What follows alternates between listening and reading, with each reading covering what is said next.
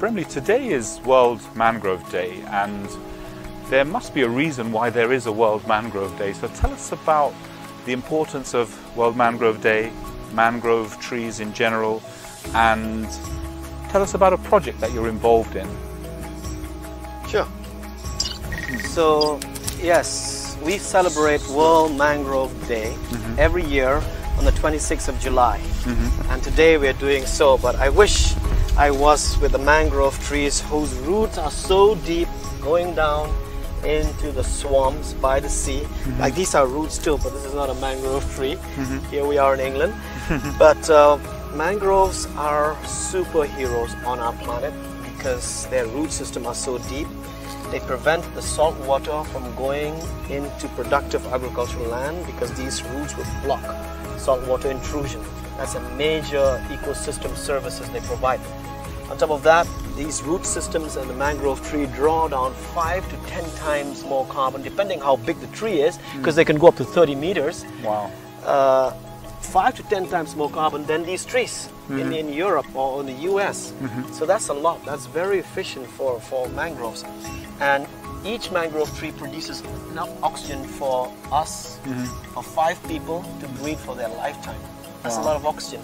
And wherever we grow these mangrove trees, depending which species they are, fish is born out of them, from the smallest little fish all the way to big sharks as born out of mangroves. So if we are to restore these ecosystems worldwide, it will replenish the depleted fish stocks that we're facing right now, and it would help boost the economy, especially the food security of a lot of people in the coastal areas around the world. Because if we destroy mangroves, we also lose fresh habitats where these marine life forms lay their eggs or grow their young ones in the roots of the mangroves. And of course, they are natural barriers for storms and hurricanes and floods and tsunamis, but they also protect and create a shield to break mega storms from category 5 to category 4 or 3, so it can actually break the force of the storm. So I think from an insurance point of view, if you have a big port or assets by the seaside, if you cut down mangroves, you're in deep trouble. Like what's happening in Florida and Louisiana, you know, big storms, hurricanes come each year and they get pushed off and destroyed and decimated. But if you protect your mangroves, it will block you from those storms and waves, and your property will be intact. But if you cut them down, you will be washed away by the big storms and the floods. That's for sure. Tell us about a project that you're working on in maybe Africa. So last year, after I met officials, including ministers from the Gambia and Ghana, I was invited to come meet them. So I went there last year in December and actually met the team from Worldview, the Gambia, our partner, that is actually planting mangroves by Banjul, which is the capital of the Gambia. So there's an urgent need to restore their mangrove ecosystems because a lot of their coastline is being eroded by the tides coming in. So they're putting in rocks and so on and so forth along the way, but there's not much they can hold. So we need to have boots on the ground and plant like millions of trees. So right now we are in negotiation with the government and the Ministry of Environment and Climate Change to acquire the land, build the team so we can start our nurseries and start planting as soon as possible, maybe by next year. Collect the planting materials, survey the land, and do the assessment. That's what's happening right now. But the goal is to start with 5,000 hectares and then scale up to 20,000 hectares. I mean, the Gambia is a small country. It just has a big river that goes in, the River Gambia. But a lot of salt water is intruding into fresh water.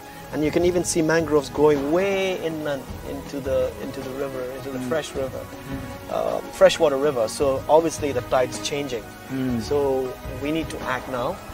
And I hope to get back to West Africa soon. And if our project goes well in the Gambia, we can then replicate it in 15 countries all along West Africa. So that's the target. Right, okay. So what's the sort of economic impact of these projects for the Gambia? Well, there was an assessment done by UNEP looking at the total economic benefits of mangrove ecosystems in West Africa, whatever's left right now, and the total economic benefits that these mangrove ecosystems on the coast of different West African countries is worth $65 billion. Wow. $65 billion. Now that's a lot of money. And how do you calculate? How do you come to that value? It's all those ecosystem services that I mentioned to you earlier. Carbon sequestration, oxygen production, defense from storms and floods, and fish charge, or replenishing the fish stock in the oceans, and then regulating the tide in and out. And some of the mangrove trees also have some medicinal values and can be used for medicinal purposes. And also you can have a lot of ecological ecotourism when you have restored these mangroves. And they block salt water from intruding into fertile grounds, which you need for food security and food production. So if you add all these up, it works out to $65 billion. So there's really a huge case for economic gain for these kinds of projects. Absolutely. And I think people are waking up to understand the power of mangroves, because these trees are miracle trees and they don't cost too much to plant. It costs between $1 to $3. That's not much. And here you're spending $600 to do 1 ton of carbon capture and storage for a machine. But it's a mechanical solution. We need a biological solution, and the best biological solution to combat climate change real time are mangroves. And we have 120 countries around the world where we can engage to do that right now. So 1 trillion mangroves can be planted in all these countries, because we've lost 50%. 30 to 50% of mangrove forests on Earth. So we have an opportunity to restore up to 30% globally, and the time to act is now. Right. So, happy World Mangrove Day!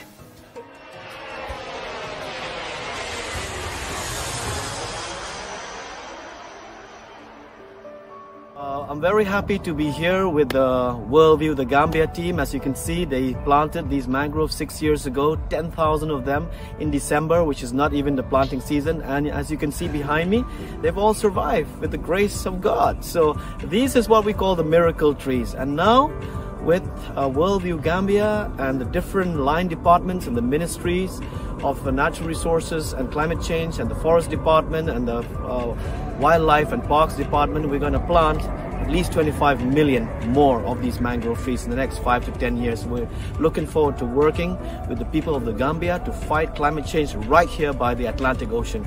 This is Bremley Lingdo signing off from Banjo. Thank you very much. What happened to this area? It looks as if sea water has come right in and taking the sand dune out. Absolutely, there's a lot of coastal erosion. Yeah. Coastal erosion is affecting here. And initially, 10 years back, you walk on the sand dunes until you reach the sea, the Atlantic shoreline. But now you can see the system has changed. Because of erosion, it is forming an island here now. Yeah. So and that tree has also fallen. That tree right has there. fallen down. It was a big tree standing here. Because of erosion, it fell down. You can see they put some rocks here. Yeah. To stop the block. To block the movement of sand. Yeah. Otherwise, all of here would have gone. So the sea is coming all the way here now. All the way here, right? Yeah. When it's high tide, the sea will come all the way here. You can see the mud crabs right here. Yep, a lot of mud crabs. Yeah. And the mangroves are all the way there, that side. And how is the health of those mangroves? Yeah, they are actually healthy, very healthy. They're in a good shape, of course. Okay. You know, normally Conocapus rectus is always located on the sand dunes. Yeah. So you can find them along the shoreline only, not in the riverside. Exactly. So there are different species of mangroves here. Yes, there are different species. Yeah. Is there any land for restoration here also? Or there is? Yes, there is. There is. All right that behind side. there and behind there are all areas that can be restored. Yeah. Here there is very big land, really. Yeah. Yeah. So tell me again what you said just now, planting very densely to change the ecosystem, and then the birds and fish started coming back rapidly.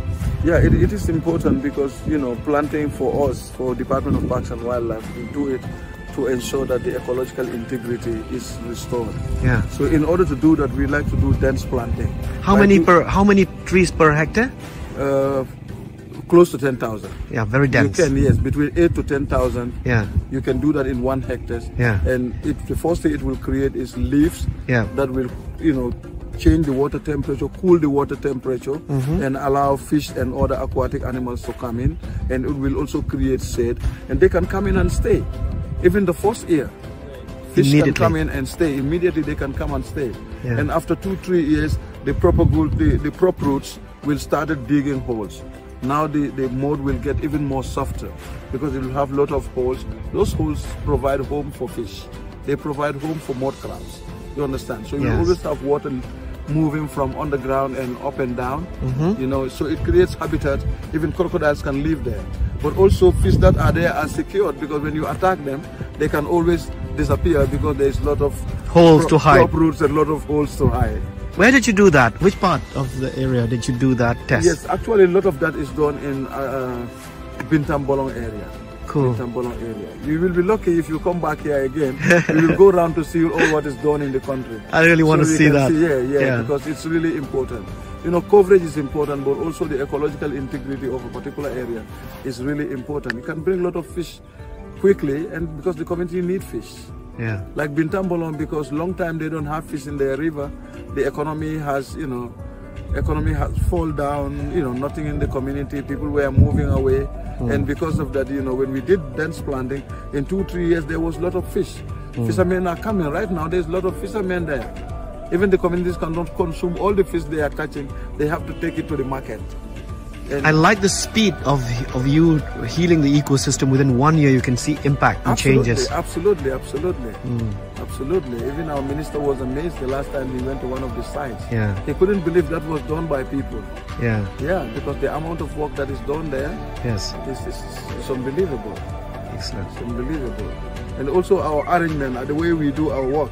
Having a team collecting propagules, having another team transporting, having another team planting, really works for us very well because there is no time that, you know, a propagule will be laid and get dry or disabled. No. So it's like a military style operation, step by step. No time to waste. No time to waste. So these are little baby mangrove trees planted here by the coastline of Banjul, the capital of the Gambia. With a population of 2 million people, it's the smallest country in West Africa, and we're going to start planting another 25 million next year with the Worldview Gambia team that we've met here today. And the team has already planted 10,000 mangrove trees on the other side of the road, and they seem to be all surviving, at least 95% survival rate, which is great. They were planted 6 years ago in December. So here we go. This is Bramley Lingdo reporting from Banjul in the Gambia.